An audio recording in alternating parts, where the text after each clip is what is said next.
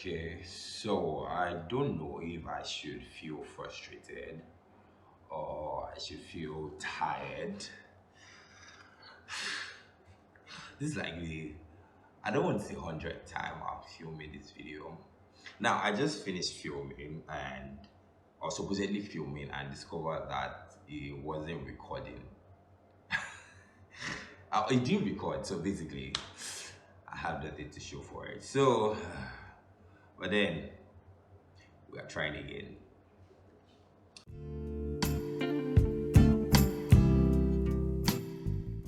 Hey guys, thanks for tuning in. If you're new here, I think you should subscribe. I mean, you actually should subscribe. So look for the subscribe button somewhere down and subscribe. And I just want to say a big thank you to everyone that has been riding with me from the first day. Thank you guys for believing in my dream. Or thank you for supporting. Thank you for being there. Thank you for being, sharing and, thank you for everything. So today we'll be talking about I don't know. Okay. At the beginning of this video, I'm thinking I'm supposed to have posted something. I hope I did. A tweet I made last month. It's about ideally affirm that enjoyment is the core of my existence or something like that. So now here is what you want to talk about. In my first video, I said something about talking about the Nigerian or societal experience or societal issues relating to the Nigerian experience. So that's one of the things we're talking about today. So today we'll be talking about the sufferhead mentality. so yeah, so the sufferhead mentality, and this is something that is actually a really big deal. I mean, in the Nigerian society, I don't know about other places. I live in Nigeria, so for now, and so I know what's up. So it's actually a big deal because it's something that has been sort of unconsciously handed down from one generation to another. So people do not know, but then I don't know. I feel like there is a silent, when I say competition for who suffered the most. Okay, so a quick one. So my friend was somewhere the other day, and a guy moved to her to just start up a conversation, and the conversation wasn't bad. I mean, but then they got to a point and he asked what school where she studied. Do you understand what school she graduated from? And she mentioned a private school.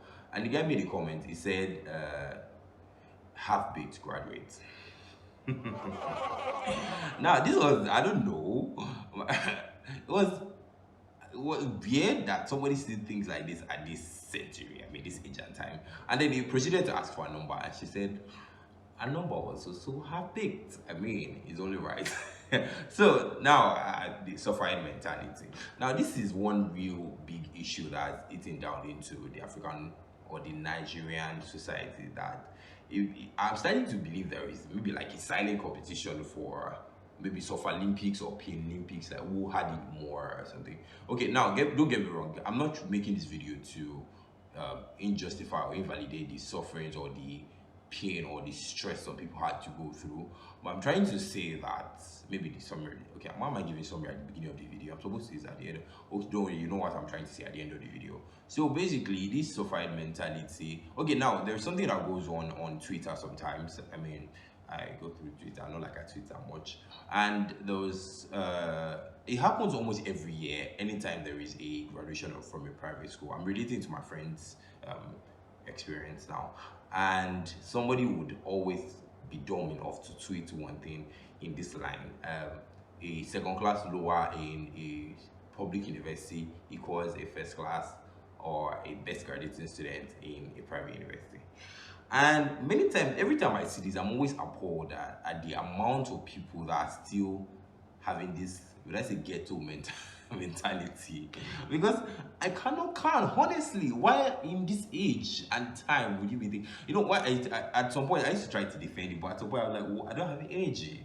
Why would I be defending whatever you want to think? Like, Isabi, the appalling part of this whole thing, or the would I say is when there's an absence of logic, what do you call it? Because I mean, this is not logical. Now, is when they want to compare university, they talk about suffering. Now, they don't talk about quality of education. I mean, it's supposed to be the quality of education or the knowledge handed down from from the tutor to the student or something. But now this person is talking about experience, or it's comparing experiences based on how much you suffer. They'll be like, oh, did you have to go for 6 a.m. classes, or you have to go by 5 a.m. to get space?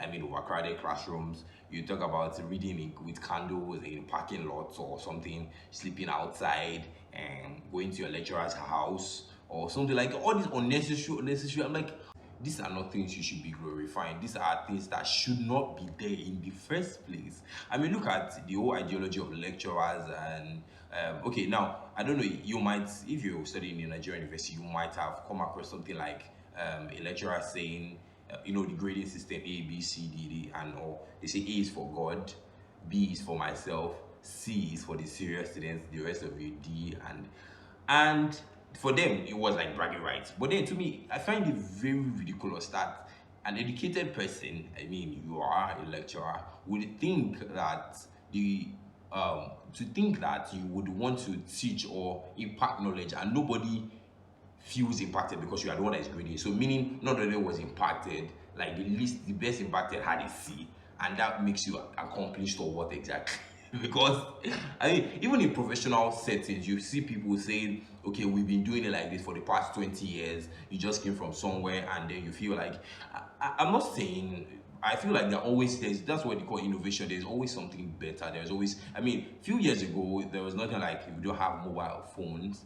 And I mean, I'm recording on my phone right now. A few years ago, I couldn't have done that. Do you understand? So let's say you were going to send a message, you had to go through faxing the message, or you have to send it through a post office, or write letters or something. This kind of things. But nowadays, you would just at the tip of your fingers. I mean, the prayer of every parent is their children should be better. And the painful part of this thing is, it takes you 200 years, it takes you 2 million years. So long as there is no result, it's as good as you have done nothing. I mean, my dad says something. My dad says, result erases every insult, which is, I find that true, because I mean, you spent 40 years, doesn't necessarily, it's not something, they say almost does not kill your bird. Yes, you tried killing the bird severally. So is the bird dead or alive? That's what matters. Do you understand? So, okay, this is a lecture. So this is just maybe a rant that this whole suffering mentality, we actually have to unlearn this. I mean, it's so deep that it's so, would I say, frequent, that even down to whining. I mean, in the Nigerian hemisphere, or in Nigerian society, we try to whine each other or gas each other up, and you're like, oh, boss, chief, chairman, this kind of, just to and we say, oh, my name is Joshua, you obviously know that, and you say something like Joshua billions, Joshua spending, Joshua millions or something. And then I go like, oh, I beg you the wine, man, I'll be your boy, me, we don't get money. And then I just had to call myself to order. I'm like, why am I saying I don't have money? Okay. I don't know. But then I'm trying to say, see, I don't know. It's just one thing that we have gotten accustomed to, this fake humility, and faking humility and then making it look like you've had it the most. This kind of thing, somebody's sharing their pain, you're like, oh, your own is still better. Me, I had to do this. I'm like, okay, now there's something I saw on my Instagram feed one day, and it was talking about, I can't find it. I tried to look for it. Maybe I could have attached it to this video. Someone was saying something in the line of, if you carry 10 bags of cement before you got tired, and someone carried 7 and got tired, you don't have to make it look like the person, or you don't have to invalidate. Yes, we all have different experience, we have different capabilities, we have different things we can tolerate. Do you understand? So because he carries 7 bags of cement doesn't make him less tired than you might even be more tired. Do you understand? I mean, I feel like we like this whole grass to grace story because it fits in our, let's say, suffering mentality. We started from the border, now we're here and everything. Do you get? So, but to me, I don't feel like it's not always about the hard work. It's not about how much you suffered. I mean, there's some people that will suffer. No offense, but what I'm trying to say is, if there is a smarter way to do things, if there is a better way to do things, why not go for the better way? I mean, legal way, definitely, obviously. I mean, now in school, then we had teachers, or I had a teacher that said something to us. Then it was like, oh, during their time they had to cross mountains, rivers. No, I'm exaggerating, obviously. Or they had to hawk before they went to school, and they had to, from the school, they had to go to the market. They didn't have time, but then they had to burn the midnight candle. They were like, they are so exhausted that they have to put a bucket or a bowl with water, and then put their legs in it. You get, maybe cold water, so they don't slip off or something. And to be honest, I tried it.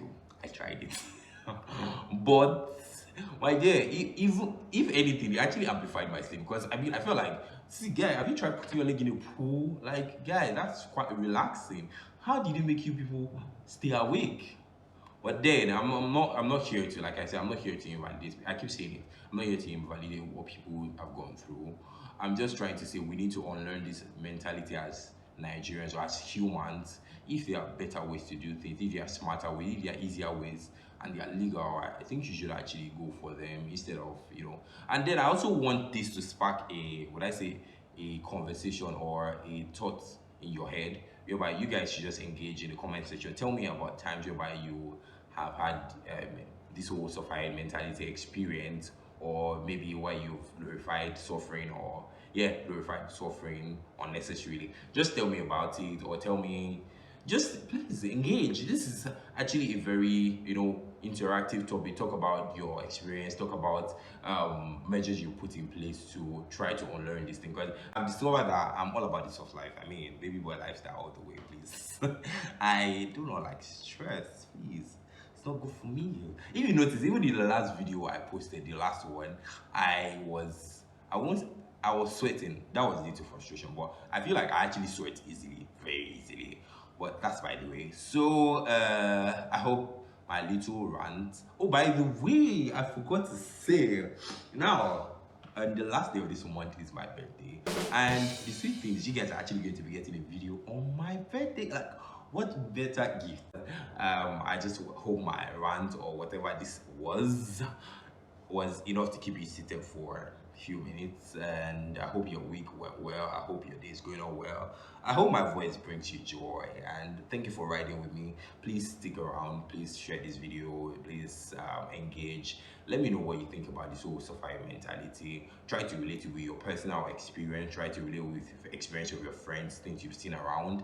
And you should also follow me on my socials. I attach my socials to every of my videos, my Instagram, my Twitter. Not like I do anything there, but then just still follow me. So just stick around, and I see you.